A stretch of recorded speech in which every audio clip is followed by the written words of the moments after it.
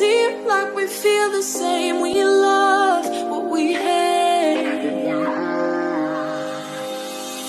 We lie, but we know we can't widen. How to understand that every mistakes we've made, it's been already paid for.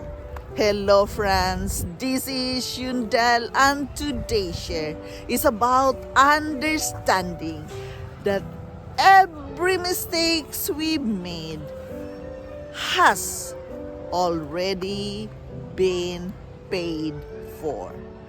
This is just a share from my own reading and of course from my own life experiences.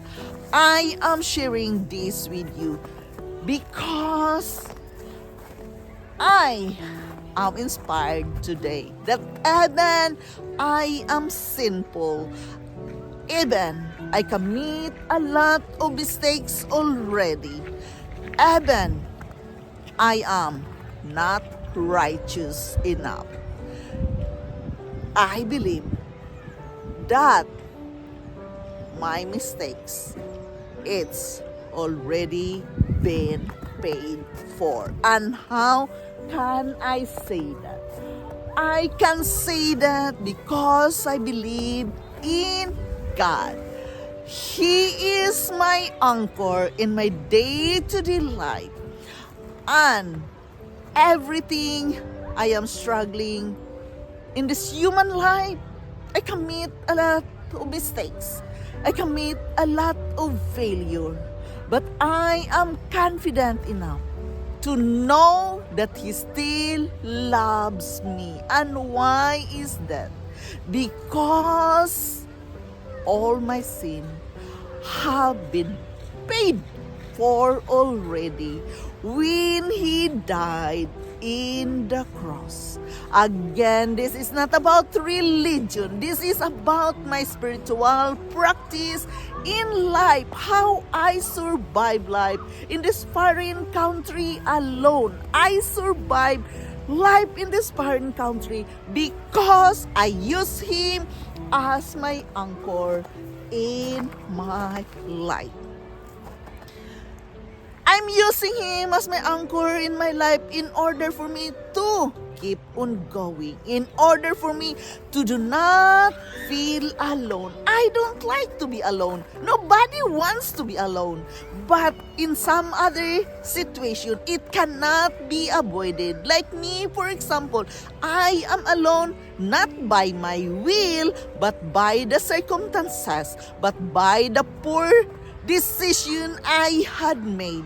Yes, my mistakes has already paid for when He died in the cross. But all these things, to acknowledge all these things is to keep communicating with Him, constantly praying, meditating His goodness, that He is with me always.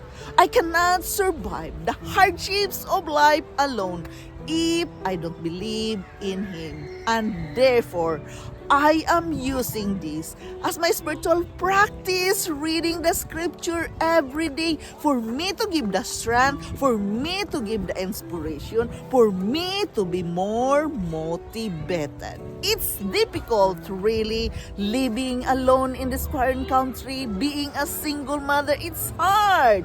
And I cannot explain to you how hard it is with the responsibilities and difficulties in life.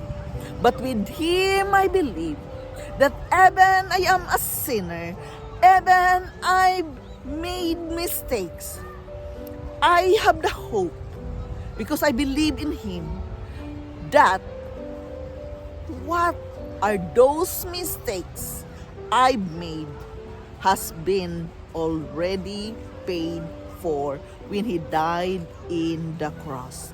I am sharing this with you because this is my inspiration that no matter how people see bad things of me, I am not good enough for them, people complaining on me, my own weaknesses, my own mistakes, Eben, my bad character, it's all okay.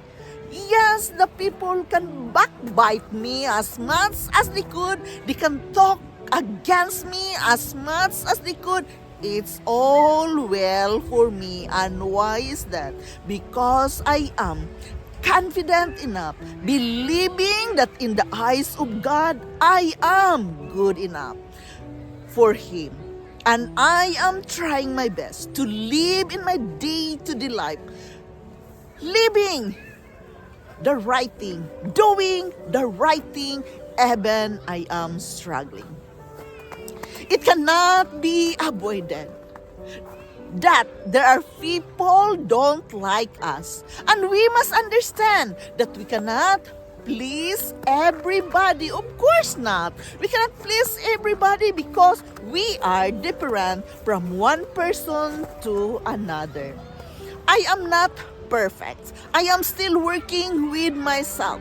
And still there are people who are discontent of me. Even I help them a lot.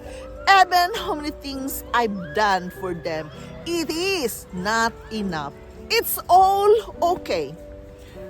Yes, maybe sometimes it's difficult to ask forgiveness to that certain person. But as my practice talking to God every day, I rather ask forgiveness to God rather than asking sincerely to that person. And why is that? Of course, I am human. I can be hard too. If nobody is discontented of me, if anybody saying that I am not good enough, I am plastic or whatsoever, I really don't care because I am confident enough that I am more than good enough in the eyes of God. I am not perfect. I have my own mistakes. I have my own flaws. I have my own failure. And we all have as a human being. But if the people is not content of what I am doing, if the people is not happy and not grateful what I am helping them for, it's all okay. It's okay for me because I trust and believe in my Father above that He is looking upon me. I am still helping others even I am struggling, and I am generous as I am to others as long I have to give.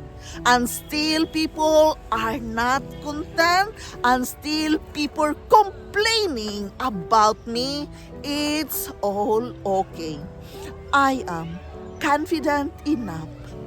Those mistakes I've made, the sin that I made towards them, as they call it, sin or mistakes on me, I am not worried about that.